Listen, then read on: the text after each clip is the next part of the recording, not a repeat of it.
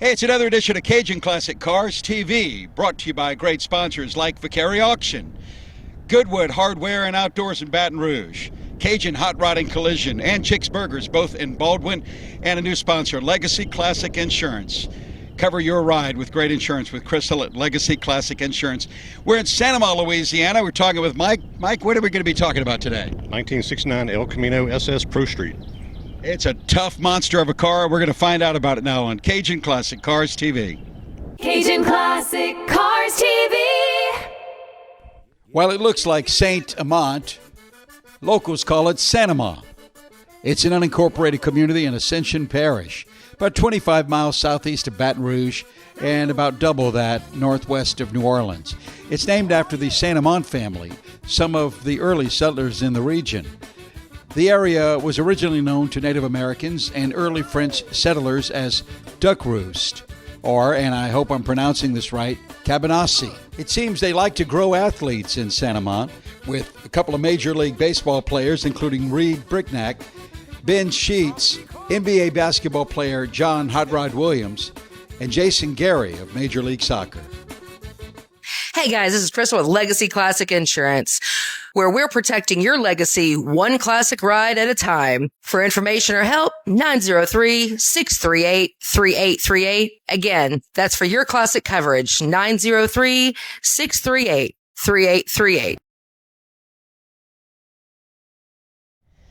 Mike, before we get to this El Camino, tell me a little bit about your car history, man. What kind of got your blood going when it comes to old cars and rides and all that? So I was a car fanatic before I could drive one.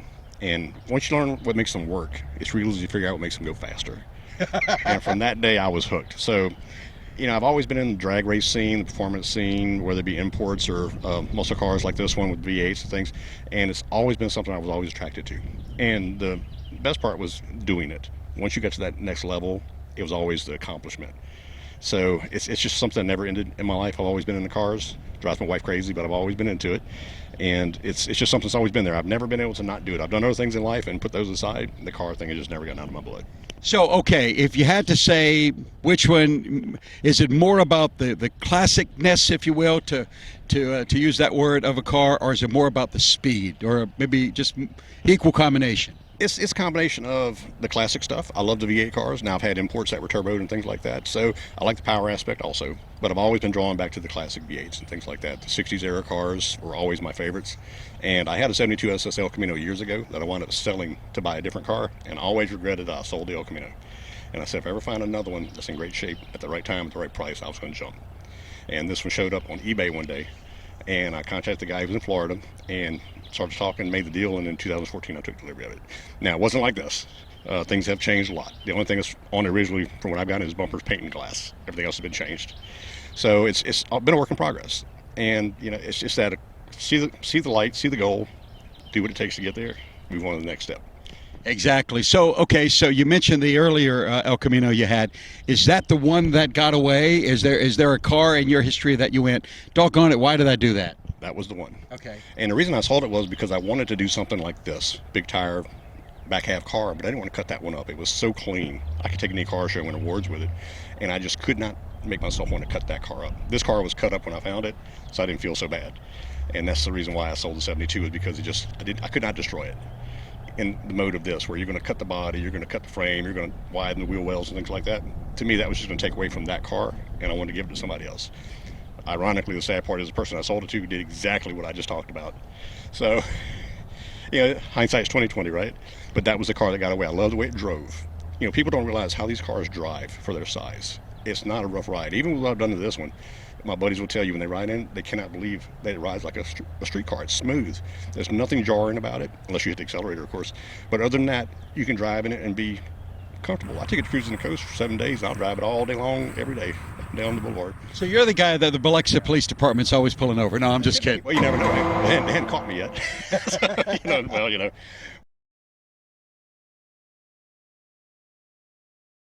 So, Mike, how did this car come to be in your possession? Well, like one day I was just surfing eBay, looking at different vehicles, race cars, pro street cars. I didn't have one at the time. And I started looking. You get that itch and that bug, you just got to look at something, right? And so I go looking for pro streeted cars, race cars that were still enough of the original car that could be converted back to the street and have that pro street look to them.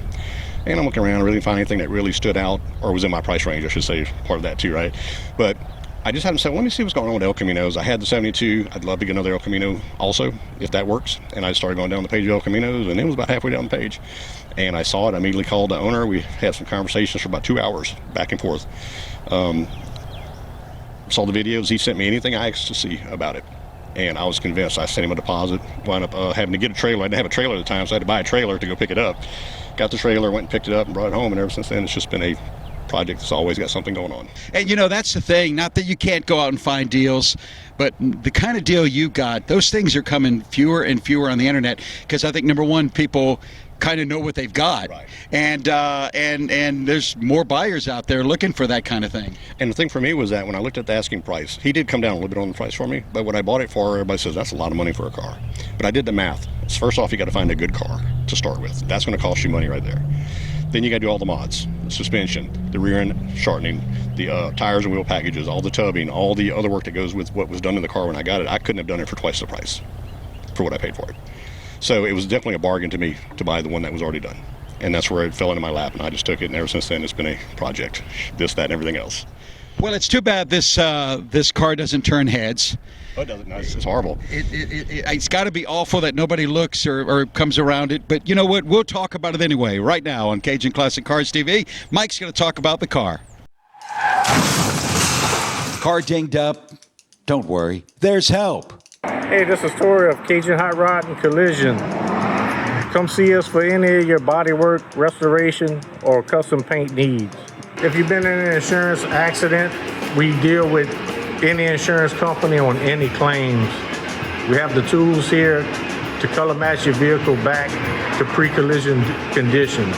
Any maker model, foreign or domestic, we'll take care of you. Cajun Hot Rod and Collision in Baldwin.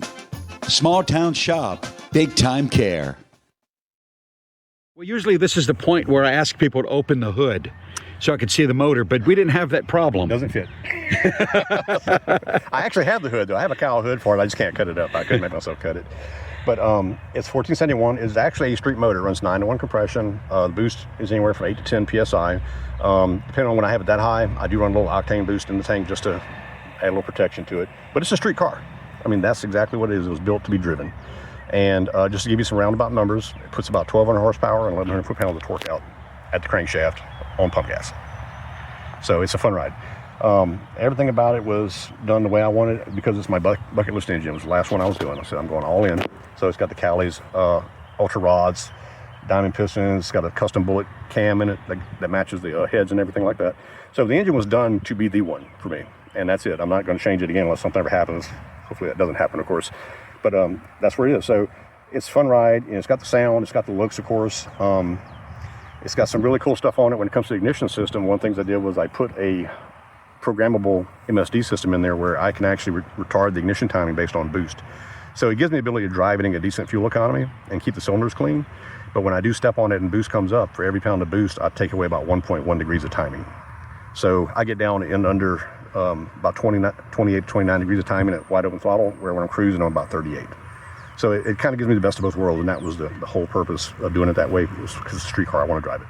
Well, and I can imagine at 2 miles a gallon, you're doing pretty good, right? It's miles per mile, that's all it is.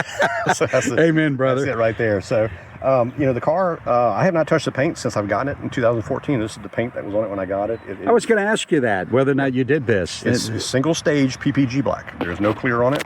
And when I asked why that was done that way, I was told because single stage has a deeper black. And that's why they sprayed it that way. There's no clear on it. I do take good care of it. I mean, we go to car shows, I wipe it down. Every once in a while, I'll put a good coat of something on it to kind of just add that little extra help and making it last. But at some point, I'm probably going to have to go ahead and just respray it. I'm not sure if it's going to stay totally black again, because it's a work in progress all the time. Black is beautiful when it's clean, and when it's not, everything stands out. And that's the worst part about it for me. But everybody loves the black, so if I do have to spray it again, it's going to stay a dark color like this, maybe with some other undertones coming out when the sun hits on it. All the bumpers, all the body, all the glass, doors, door panels, dash, all that stuff is original to the car. I am the third owner of the car, and I've got the Protecto plate, and I've got all the paperwork, including the original window sticker, for $2,900 back in '69. You put a little bit more than that into it. Yeah, I got a little more than that into it. Yeah, you know, I'm not gonna say how much, but it hasn't hit six figures yet. But there's a lot in the car. I'll put it that way. Hey, honey, he said yet. Now, a couple things that are really cool. Boosted Innovations out of Mississippi did the exhaust for me, so the headers were custom made for the car. And that's because when I got the car from the previous owner, the ports and the fenders were already there. What he did was he ran the exhaust out with a U-turn that made it back up to the fenders with a cutout valve, so I could close them off, open up whenever I wanted to be loud, quiet when I needed to be. And that exhaust then finally just, over the years, just rotted out basically. It just became unusable. So Boosted did this full exhaust system for me. It's 304 stainless all the way back, including the mufflers and everything.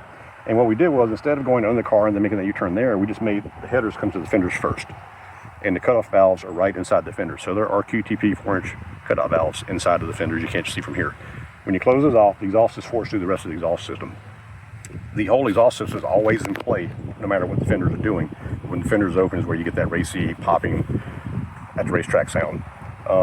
At Cruising the Coast, it's open the whole time, unless I'm next to some cement barricades for a little while. At that point, when it's bouncing in the door and ringing my ears, I'll shut it off for a little bit, but I can just close it and open it on the fly. It's one of the coolest things about the car. Nobody understands until I explain it to them, and they're like, that is cool. So have you raced this one? I raced it on the previous motor. I had a Shafroth 582 in here, and it went 986s at 136 miles an hour. And that was on pump gas with no nitrous. And in street farm, and I was with the exhaust still hanging on it, and just letting it come out the fenders on the old exhaust. This motor has not been in the track only because with the aluminum block, I don't want to take it down the track with this kind of power without having motor plates front and back on it. Right now it's sitting on standard motor mounts, and with my luck, it hooks one good time, it's going to pull the mounts out the side of the block, and I don't want to take that chance. Behind that is a Lenny's Ultimate Concept converter, which was made for a Pro Mod turbo car, or Pro Charger car, I should say, that I got a really good deal on, and it fits the car perfect. Behind that is a full Reed Ultra case bell housing tail shaft with billet components that was done for me by ATD, Automatic Transmission Designs, with a reverse manual valve body. So it's in whatever gear I put it in. I can be a Cruising the Coast. I was leaving in second gear the whole time I'm on the boulevard, and it's just perfect. Never have to go any faster than second gear, and second gear is enough to get it off from red light with no problems. It has a carbon fiber drive shaft from the drive shaft shop underneath it. 12-bolt rear end with 410s with a spool and 35 spline strange axles. It's been narrowed, and of course the rear end's been tubbed to accommodate bigger tires. The front tires, of course, are 17 by 3.5. The tires are 26 by 17 by 4.5. Back tires are 32 by 21.5 by 15, and the wheels are 15-inch diameter and 16 inches wide. Hey, it's Flying Brian. Let me introduce you to a new partner of Cajun Classic Cars TV, Viking Bags. Yeah, a lot of you classic car guys out there, like myself, have motorcycles, and Viking Bags is perfect for you. Whether you're looking for saddlebags, luggage, anything you need to store your stuff on your ride, you can find it at Viking Bags. I want to specifically talk about the Trident large motorcycle backpack. I've got mine and I love it. Even when I'm not riding the motorcycle, it is great to carry pretty much everything. With the Trident large motorcycle backpack secure straps, it's got a universal fitment. Easy to install, or simply use the strap to carry it around when you want to go mobile. It's got durable material, weather resistant, 3 front pockets, padded laptop sleeve, top fleece pocket, and a large lid opening to get everything in. I love mine, and you're going to love yours. It's item 32L, the Trident large motorcycle backpack, at vikingbags.com. Search by saddlebags, luggage, adventure, parts. Plus, find out the story of Viking Bags. Check them out at vikingbags.com.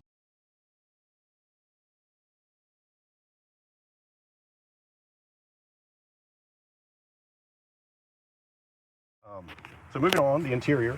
One thing I always tried to do when it came to my cars is I never wanted to look like a race car on the inside. Sheet metal and 10 doors were not my thing. Not having headliners was not my thing. I wanted it to look like a street car. So my approach has always been, if I'm going to do anything to the car, and even getting this extreme, where the body's been modified for the big tires and things like that, I want a stock looking interior with just the components that make it racier to match what's going on with the car. And so it's got a factory dash pad. I found another instrument cluster from another car on eBay, and I used it and took all the gauges out and was able to put in the Autometer Pro Comp gauges in there, so they fit in the holes. I was able to rig them in and stay in, and they're secure. The car has a nitrous kit on it, but it is not on this motor at this time. I do have the fogger system I could put on the carburetors, and I just haven't done that yet. Because right now it's got so much power, it's almost not worth the effort for what I'm doing with it. If I was trying to win some points or win money with the car, nitrous might be something that'd be nice to have on top of it. But for right now, it's just going to stay with the bottle in there. I use it more as an armrest than I do for power. So it's a workout. I like the bed. The cover is an awesome addition. I'm trying to remember who made that. It's a car. Is it Crafttech? Crafttech made that car cover, and believe it or not, that was on the car when I got it at 14, and it still looks that good. Pretty good. It's aluminum frame. It's got struts on it to pick it up, but there's not much to see in there. It's a tub car. There's some roll bars coming back there, and there's a lot of car show supplies that are really just kind of laying in there. It's not worth a look. Did you have to do anything on the chrome, or everything is kind of everything? The bumpers, everything is on the car as I got it. Some of the pieces do show a little age at times. The stainless holds up really good on these cars, but they get scratched easily. They can get a little ding in them, and finding replacements is where the problem is. There's just hardly not a lot of anything left of these cars. If you get lucky, somebody had a part in their garage, they were cleaning out and found a tube with a mold in it and say, hey, I could sell this to somebody. And that's usually the only way you find the parts. Other than that, there are guys that can take the metal and pop the dents back out from the backside and polish them out, and they say they look as good as new. I haven't gotten there yet. Yep. All right, this old man's going to take a second to get in here. That's okay.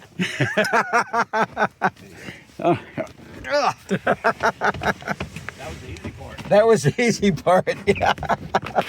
Tell us a little bit more about the inside. So it's all original. The dash pad came with the car, dash, everything. I did change out this trim bezel because the older one had showed its age and had some cracks in it, and this is an aftermarket piece. So at that point, I didn't mind putting the switches I needed here and things like that. But I did modify it so that we could get the Autometer Pro Comp gauges in. Fuel gauge was a special edition for me. I had them make that to match these gauges. And then we've got our typical vacuum oil and water down here, all water filled or liquid filled gauges, and dual AEM O2 sensors, one for each side of the motor. So I can keep an eye on what's going on with the fuel mixture at all times. Outside of that, it looks like a factory AM radio, but believe it or not, it's a aftermarket reproduction unit that has USB capabilities and stuff like that. But I don't use it. I mean, to me, the music for me is the motor. So it's just a filler for me. The car was, of course, not an AC car. Never has and never will be, I guess. Outside of that, it's got new carpet. I did carpet. The door panels are original, both sides, and the headliner is original. Could use a little bit of some tweaking here and there, but other than that, and there's your hand rest. I mean, your armrest right yep. there. Your oxide there. Works out real good. So yeah. Outside of that, it's a driver. Well, let's crank it up and hear how she runs, man.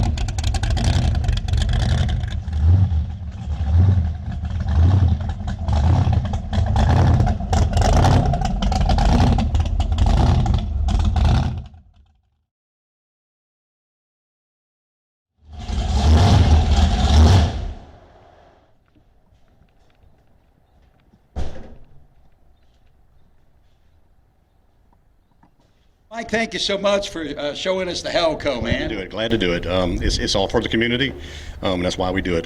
In fact, the Pro Street crowd and Pro Street group are some of the most tightly knit people I've ever met. They take care of each other. I went to Baton, Alabama a couple years ago, and one of our good friends, Rob Johnson, had an engine failure on his Pro Street Impala. They went to a friend's house, Dave Hollis of Fat Tires and Blowers, and had the motor out in his garage. Found the motor's trash, found another motor, got it in the car, found out the cam was bad in that motor. Found a guy that had a cam that was coming to Baton, Alabama, brought the cam with him. They got that guy's car running, and he still made the show. Well, thanks for letting us check, be part of our Cajun Classic Cars community. And the Helco's all home right now in the trailer. She's all secure. I want to thank you and thank our sponsors. First of all, Vicari Auction.